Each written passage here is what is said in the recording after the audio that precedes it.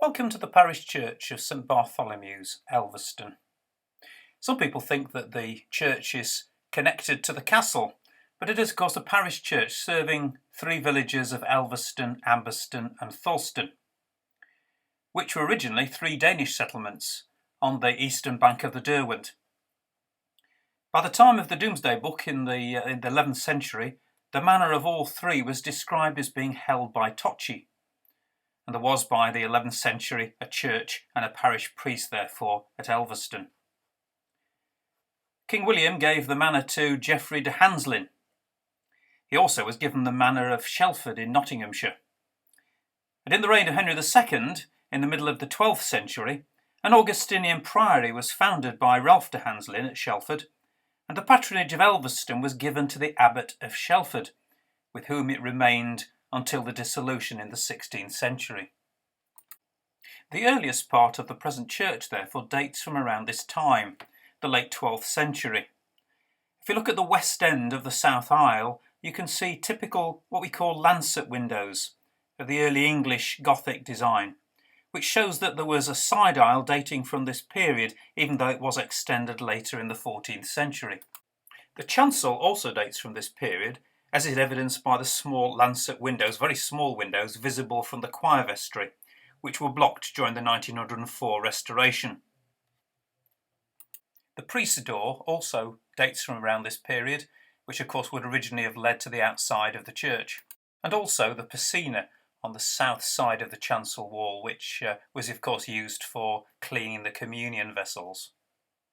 The font dates from this period, and the porch dates from the beginning of the 13th century. By the mid-15th century, the manor at Elvaston had passed via the Bardolphs to the Blount family, and in 1474 the will of Walter Blount, who was known as Lord Mountjoy, left instructions and funds for the church to be considerably improved. The north wall of the nave was built, the south aisle was extended, the clerestory, which is the windows at the top of the nave, were added, and also the rather splendid oak screen was installed, which, in addition to separating the nave from the chancel, also screened off a chantry chapel in the south aisle. Chantry chapels were installed at this period so that the priest could say masses for the souls of the benefactors, usually the wealthy benefactors. This particular chapel was described in the will of Lord Mountjoy as a chancel of Our Lady. In other words, it was dedicated to Our Lady, the Blessed Virgin Mary, and was also probably the site of his wife's tomb, his wife Helen's tomb.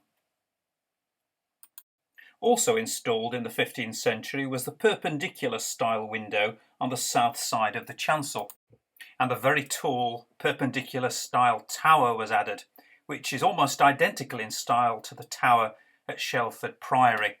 It's probably the same architect and the same stonemasons that built them. Before we move on to talking about the Stanhopes, I just draw your attention to the incumbents boards listing the vicars of Elvaston from the end of the 13th century to the present day, and also the 17th century oak chest, which is quite remarkable, used for obviously keeping the parish funds safely and securely. And so enter the Stanhope family. At the dissolution of the monasteries at the beginning of the 16th century, the manor and also the patronage of the church at Elvaston was given to Sir Michael Stanhope. The Stanhope family originated in the northeast, but Sir Michael rose in influence during the reign of Henry VIII, who was a very close friend of Lord Somerset.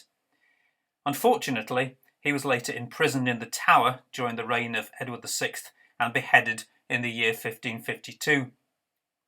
His son, Sir Thomas Stanhope, married Margaret Port of Etwall, the daughter of John Port. Their son, Sir John Stanhope, has the elaborate tomb in the chancel, together with his wife Catherine. Sir John died in the year 1610. Sir John was married twice. With his first wife, Cordell Allington, he had a son Philip, who became the first Earl of Chesterfield, and from whom the Earls Stanhope were descended. With his second wife, Catherine Trentham, he had 15 children. The eldest, who was also called John, inherited Elvaston, and it's his tomb which we see in the transept on the north side of the church. The younger Sir John Stanhope died in 1638, and the north transept was added to the side of the church in order to house his tomb.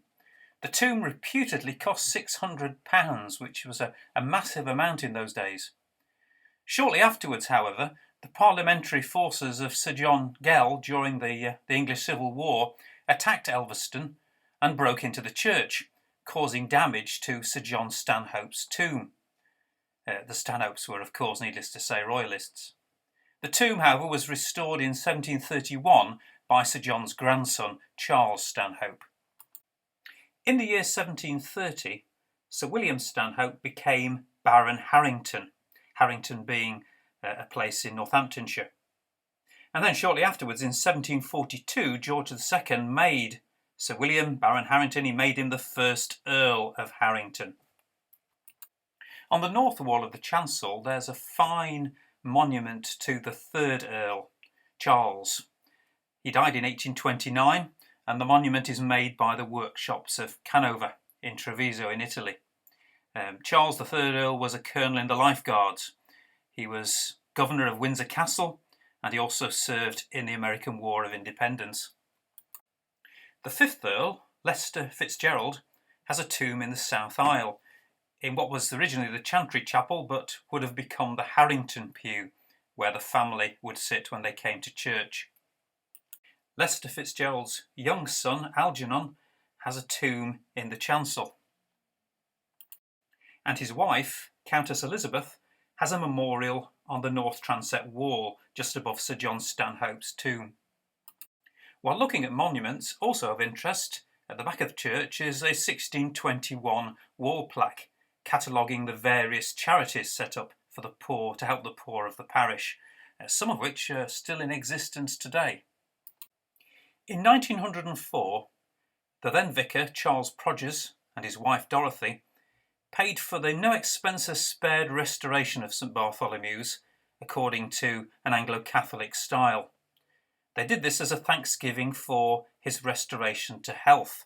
There's a brass plaque to this effect on the wall of the sanctuary. So they commissioned George Frederick Bodley, one of the great architects of the Neo-Gothic revival, to transform, in particular, the chancel of the church. While all the work was going on, the parishioners worshipped in a corrugated iron building, and the work was rather splendidly done. The east end of the chancel with its medieval window was taken away, and the rather elaborate reredos was installed, and also the side windows to let light in. The roof and the walls were sumptuously decorated, and a state-of-the-art organ was installed. Also the choir vestry and the priest vestry were added at that time as well. I hope you've enjoyed this brief tour of the history of St. Bartholomew's. It is, of course, still today very much a living church, home to a worshipping community that serves the parishes of Elvaston, Thulston and Ambaston.